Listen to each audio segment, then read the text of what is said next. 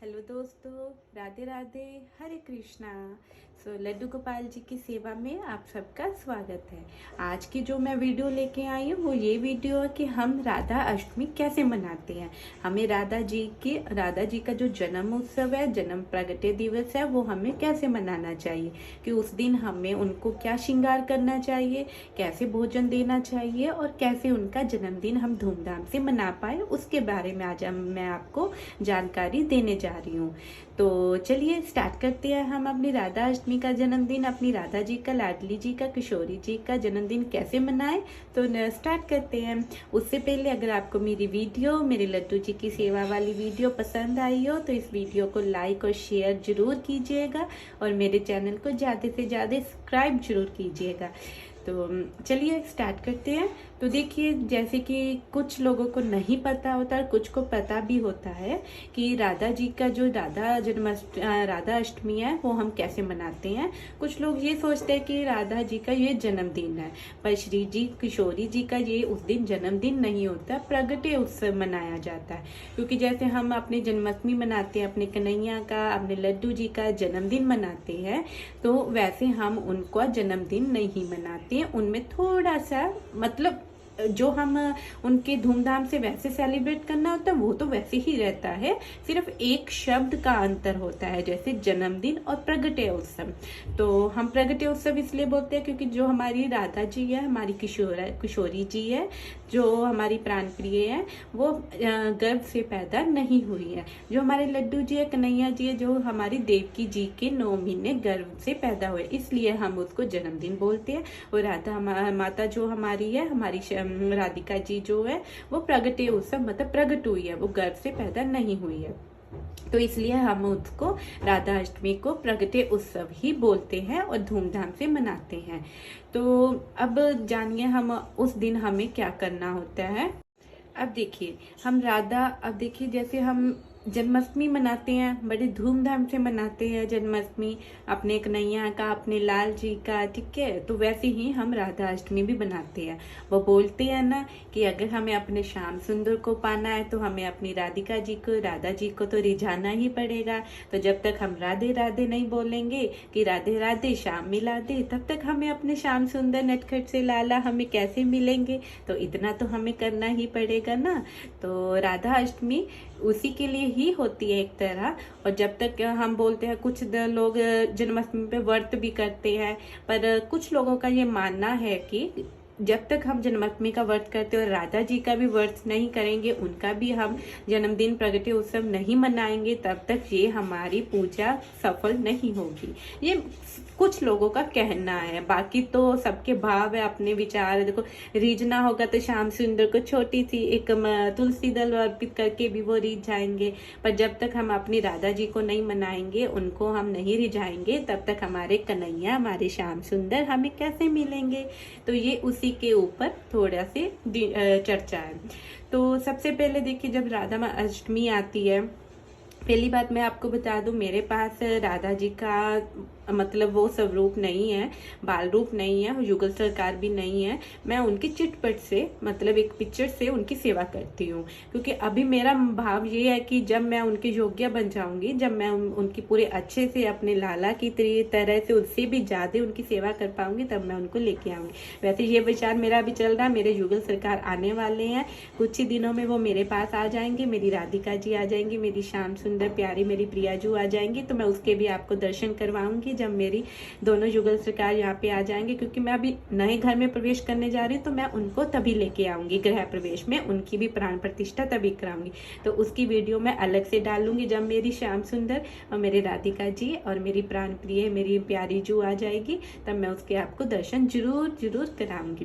तब तक के लिए आप ये जान लीजिए कि हमें अपनी श्याम सुंदर, अपनी राधिका जी से, अपनी प्यारी जू से उनका जन्मोत्सव कैसे मनाना चाहिए वो देखते हैं। तो देखिए, जैसे कि जिस दिन राधाष्टमी होगी, हम उस दिन सबसे पहले, जैसे हर फेस्टिवल हम करते हैं, हर कोई पूजा विधान जो हमारा होता है, हम स्वच्छ होके नहा धो के हम पूजा पाठ करते हैं। ये सबका घरों का अपना रिचुअल, अपनी रीति रिवाज तो होता ही, और ये तो नॉर्मल सी बात है, सब यही करते हैं। तो सबसे पहले अब एक तरह हम, जो हमारी श्री जी है, तो हम उनको उनका जन्मदिन मना रहे, एक तरह वो लक्ष्मी जी का ही रूप है। तो जैसे हम दिवाली मनाते हैं, लक्ष्मी जी को हम आमंत्रित करते हैं कि हमारे घर लक्ष्मी जी आए, तो जो हमारे घर ऑलरेडी विराजमान है, हमारे घर में है, तो उनका हम लक्ष्मी जी के रूप में कैसे ना हम मतलब उनका दिन मनाएं। तो वैसे ही अपने घर को सजाइए, रंगोली से सजाइए, फूलों से सजाइए, आप उनके मंदिर को, उनके रूम को सजाइए, ठीक है। और नहा धो के उनको जहाँ पे आप विराजमान करना चाहते हो, जहाँ उनका आसन लगेगा, उसको शुद्ध करके गंगा जल से छींटा दे के अच्छे से मतलब स्वच्छ करके वहाँ पे उनका आसन बनाइएगा। उनको नीले रंग बहुत पसंद है, नीला रंग बहुत पसंद, तो नीले रंग का आसन बनाइएगा। उनके पुष्पों से उनका आसन सजाइएगा, ठीक है। और उनको नीले वस्त्र भी धारण कराए, क्योंकि उनको नीले रंग ही पसंद है। तो कुछ दिन पहले उनकी शॉपिंग करनी स्टार्ट कर दीजिए कि उनको नीला रंग पसंद है, उनको हम ये आभूषण पहनाएंगे, उनको हम ये माला पहनाएंगे, ऐसे उनकी तैयारी करनी स्टार्ट कर दीजिए। जैसे हम जन्माष्टमी पे तैयारी करते हैं, तो उसके बाद जैसे आप पूजा पाठ करके अपने मंदिर में आएंगे, तो अपना स्टार्ट कीजिएगा कि पंचामृत से अपनी राधा जी को, अगर बाल रूप है तो उनको स्नान कराइएगा, अगर दोनों है, युगल सरकार भी है, तो उनको भी पंचामृत से स्नान करा के, उनको अभिषेक करा के, उनको सुंदर से आभूषण पहना के, 16 श्रृंगार करा के अपने लड्डू जी के साथ, अपने श्याम सुंदर के साथ विराजमान कीजिएगा। फिर उनको अच्छे से फूल अर्पित कीजिए, चंदन दीजिए। और जो कि हमारे श्याम सुंदर को तुलसी बहुत प्रिय है, पर राधिका जी को इतनी प्रिय नहीं है, पर वो बोलते हैं ना, जो हमारे श्याम सुंदर को प्रिय है, तो हमारी राधिका जी को तो वो अवश्य ही प्रिय होगा। तो जो चीज मेरे श्याम सुंदर के मन को भाए, राधिका जी के मन को भाए, तो वैसे ही हम जो चीजें श्याम सुंदर को देंगे, वो हम राधिका जी को भी, अपनी श्री जी को, शौरी जी को भी देंगे। तो उसके साथ ही फूल अर्पित कीजिए, वस्त्र अर्पित कीजिए, कुछ उनको श्रृंगार चढ़ाइए, जो आपके मतलब समर्थ में हो वैसा उनको अर्पित कीजिए। उसके बाद उनकी आरती कीजिए, बिहारी जी की आरती कीजिए, किशोरी जी की आरती कीजिए, राधा महारानी, राधा रानी की, बरसाना की आरती कीजिए।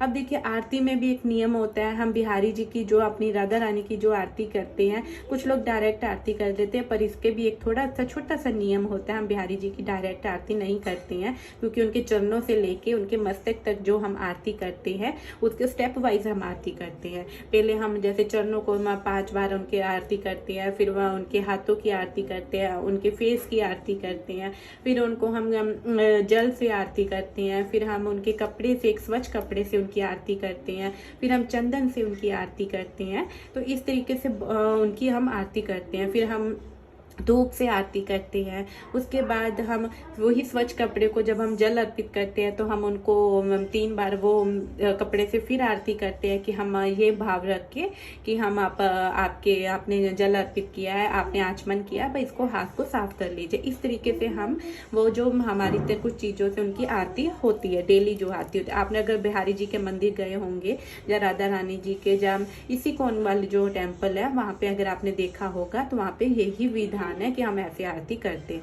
बाकी तो देखिए, सब भाव की बातें हैं। आप अपने भाव से, शुद्ध मन से जैसे भी आरती करना चाहें वैसे कर सकते हैं। तो उस दिन बस जैसे हम अपना लड्डू जी की जन्माष्टमी मनाते हैं ना, सेम वैसे ही हम अपनी राधा अष्टमी ही बनाएंगे। कुछ उसमें डिफरेंस नहीं है कि हमें कुछ स्पेशल करना है। हाँ, व्रत देखिए, अगर हम जन्माष्टमी का व्रत रख रहे हैं, तो राधा अष्टमी का भी व्रत जरूर रखिएगा, क्योंकि उसके बिना हमारा जन्माष्टमी का व्रत पूरा नहीं होता है। तो इसलिए राधा अष्टमी आप चाहे तो रात दोपहर के 12 बजे तक रख सकते हैं, जब आप अपनी राधा जी को भोग दे दें, उसके बाद खुद भोग खा ले। नहीं तो रात के 12 बजे तक आप राधा अष्टमी का व्रत रख सकते हैं, और रात के 12 बजे के बाद आप व्रत खोल लीजिए। ये सब अपनी श्रद्धा है। आप उस दिन कुट्टू का आटा खा सकते हो, ठीक है। अन्न नहीं खाना होता और बिना अन्न के ही रखना होता है। मैं वैसे अन्न नहीं खाती हूँ, मैं मीठे से ही रखती हूँ व्रत, रात के 12 बजे खोलती हूँ। बाकी सब आपकी श्रद्धा है, आपका जितना समर्थ है आप उस हिसाब से रखिएगा। और आरती वगैरह ये सब करने के बाद आप अपनी राधिका जी को भोग लगा सकते हैं। उनको अरबी बहुत पसंद है तो अरबी का भोग लगाइएगा, ठीक है। और उनको मिष्ठान दीजिए। और हाँ, लड्डू जी को और अपनी राधा जी को, किशोरी जी को पान बहुत प्रिय है, तो उनके लिए शॉप से अच्छे से स्वच्छ उससे पान बनवा के लेके आइएगा और उनको पान जरूर अर्पित उस दिन कीजिएगा, ठीक है। और उनको श्रृंगार वगैरह ये सब तो हमें करवा ही दिया है, बाकी भोग भी ये सब हमने दे ही दिया है, तो भोग भी हम ये सब देंगे। पर उसमें एक भाव जरूर लेके आइएगा। अगर नहीं कोई किसी का इतना समर्थन है तो मैं सबसे एक ही चीज अपनी हर पहली वीडियो में भी यही बोला था कि हम मानसिक भाव से भी आंखें बंद करके अपनी किशोरी जी को याद करते हुए, अपने कन्हैया को याद करते हुए ये सोच के उनको मानसिक रूप से अर्पण कीजिए कि देखो राधिका जी, देखो मेरी किशोरी जी, मैं आपको भोग लगा रही हूँ, आप मेरा भोग स्वीकार कीजिए। मैं आपको 16 श्रृंगार अर्पण कर रही हूँ, आप मेरा श्रृंगार स्वीकार कीजिए। बस इतना सा कह के आप अपना राधा जी का वो दिन जन्म पे उत्सव मना सकते हैं। हाँ, एक चीज और बताना चाहती हूँ आपको, कुछ लोग केक काटते हैं। मैं ये केक काटना सही नहीं मानती हूँ, पर कुछ लोग करते हैं, सबका अपना अपना भाव है। क्योंकि देखो आज तक जो भी हम जन्मदिन मनाते हैं उनको सिर्फ भोग लगता है, केक का भोग नहीं लगता है, ठीक है। केक काटना मैं नहीं अच्छा मानती हूँ, चाहे फिर वो ठाकुर जी हो, चाहे कोई भी हो, चाहे हम अपना ही बच्चों का जन्मदिन, आज के ये अंग्रेजों का त्योहार है केक काटना ये सब, तो इसलिए ये मनाया जाता है, पर केक नहीं काटा जाता उस दिन। तो बाकी सबकी अपनी अपनी इच्छा, वो काटना चाहे तो काट सकते हैं, पर उस दिन केक नहीं काटा जाता। उनको सिर्फ मिष्ठान का ही, 56 भोग का ही भोग लगता है। बाकी वो आपकी श्रद्धा, आप एक भोग भी दे सकते हो, 56 भोग भी दे सकते हो। इस तरीके से आप उनको भोग लगा के अपनी राधा अष्टमी और जन्माष्टमी दोनों मना सकते हो, ठीक है। तो अगर आपको ये मेरी वीडियो पसंद आई हो तो फ्रेंड्स प्लीज इसको लाइक और शेयर जरूर कीजिएगा, और मेरे चैनल को ज्यादा से ज्यादा शेयर कीजिएगा ताकि मैं और अच्छी अच्छी वीडियो बना के आप सबके साथ शेयर कर सकूं।